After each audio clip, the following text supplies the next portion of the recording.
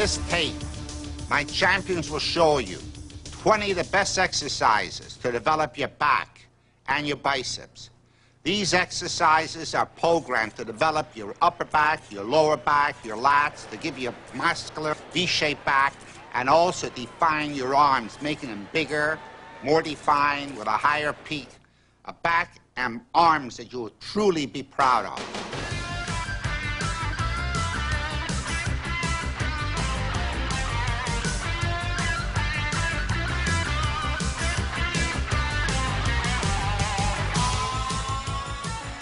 The primary muscles of the middle and upper back are the latissimus dorsi and the rhomboids.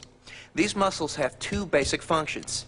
They pull the entire shoulder girdle back, and to a lesser extent, pull it down. Pullback exercises pull the entire shoulder girdle to the rear in opposition to the pectoral muscles, which attach the shoulders to the front.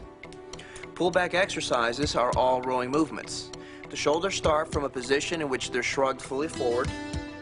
The pectoral muscles are squeezed and the back muscles are stretched. Now pull backwards against the resistance until the shoulders are as far to the rear as possible. The shoulder blades are almost touching. The primary muscles of the upper back are the latissimus dorsi, which extends, abducts, and rotates the arm medially, draws the shoulder downward and backward, and the rhomboideus major and minor, which draw the scapula medially toward the vertebral column. Pull-down exercises, such as chins or cable pull-downs, involve a more limited motion. At the start of the movement, the shoulder girdle is lifted upwards as if you're trying to touch your shoulders to your ears. You then pull down against resistance as far as you can in a reverse shrug motion, fully contracting your back muscles.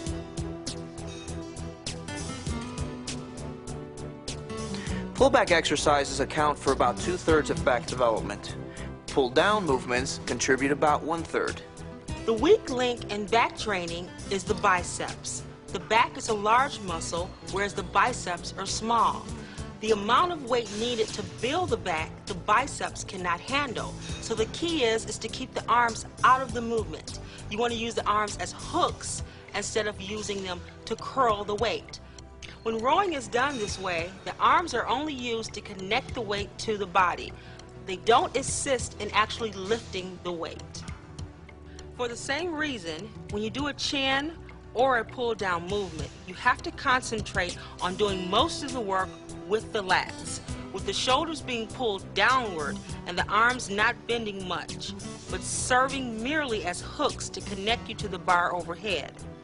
Another problem to avoid is too much involvement of the lower back. When you row or pull down, you should avoid cheating by pulling with the lower back and swaying to the rear, or else the primary muscles you're targeting in the exercises don't get enough work. The basic movement in the lower back training is simple. You start from a bent over position and then you stand erect. You bend over to pick something up, then you stand up straight again. This lifting and straightening of the torso involves direct action of the spinal erectors. Since the normal function of the spinal erectors is to stabilize rather than work through a full range of motion, they are the slowest muscles in the body to recuperate fully from exercise. Therefore, they only need to be worked once a week. You can avoid overtraining the lower back by alternating light and heavy workouts.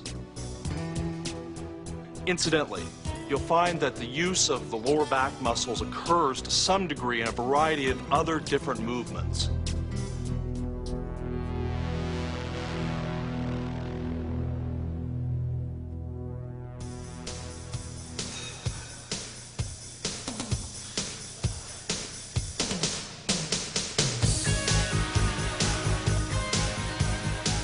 Bent-over rows are one of the best but most demanding mass builders for the back. You need to grasp the bar with a wide enough grip to make the lats do most of the work rather than the biceps. And be sure to drive the bar upwards to the lower abs, not to the chest. Otherwise, you have the same problem of involving too much biceps effort.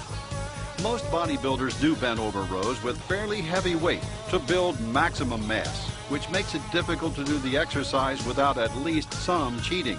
This is acceptable if you're careful not to straighten up too much during the exercise and concentrate on squeezing the shoulders back as far as possible at the top of the movement.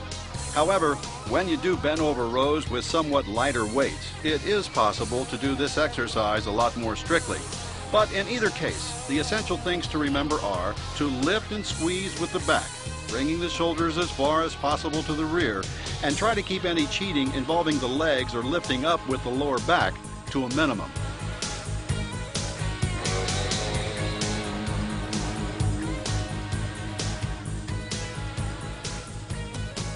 T-bar rows are a stricter form of bent over rowing. With this exercise, cheating is not recommended at all.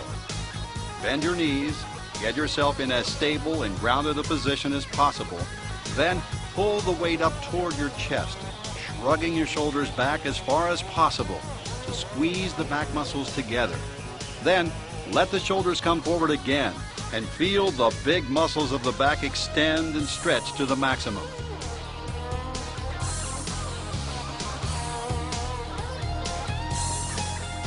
Concentrate on keeping the weight under full control throughout the entire range of motion in this exercise.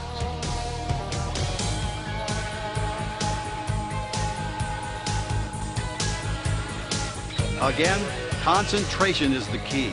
Use T-bar rowing to carve and sculpt the maximum detail possible into the muscles of the upper middle back. The T-bar for me is the bread and butter. When you think of thickness, back thickness, you think of what exercise allows you to move the maximum amount of weight and the most comfortable way to move it. The T-bar is a close grip movement. You're bringing the weight, the upper back middle muscles are contracting maximally. There's no long stretch of the lat involved here, simply because you're concentrating on the upper middle. And that's the area of the back where a lot of activity can be developed in today's bodybuilders, which will give you that resemblance of Albert Beckles, for example, with that type of detail. You don't get that detail by doing one-arm rows. And a lot of young guys and professionals today are doing, sticking to the same regime. I like to now think that there's a little step to go beyond that, and you have to bring those secondary muscles into play. T-bar gives you mass and thickness, and that's what that section of my back training will always consist of.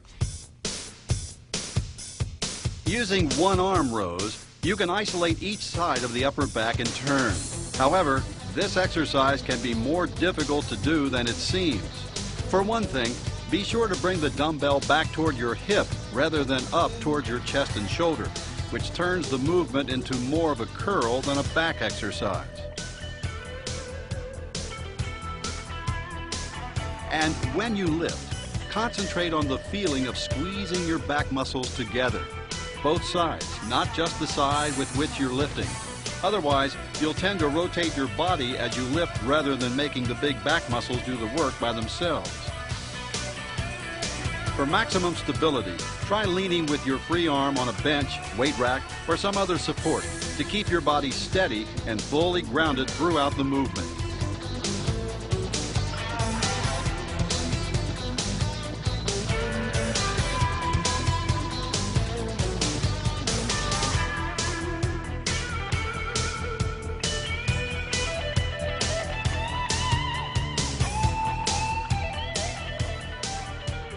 Chins are probably the most traditional of all pull-down type back exercises.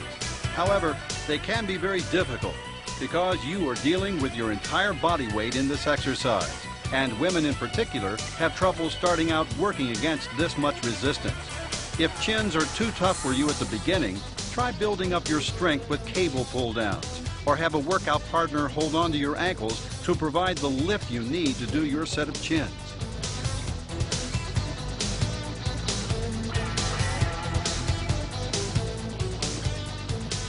If you have difficulty holding onto the bar during chins, wrist straps can be used to help strengthen and secure your grip.